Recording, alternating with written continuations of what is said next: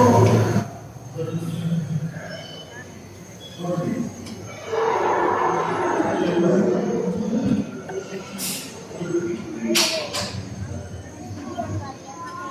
हमले से बचने के लिए शाकाहारी एंकिलोसॉरस अपनी पूंछ के मुक्कर का इस्तेमाल करते थे।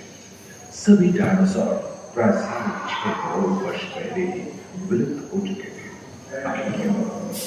एक अनुमान के अनुसार एक बहुत बड़ी गुहिका पृथ्वी से जा टकराई, जिसके फलस्वरूप उत्पन्न धूल के विशाल मेघ ने हजारों वर्षों तक सूरज की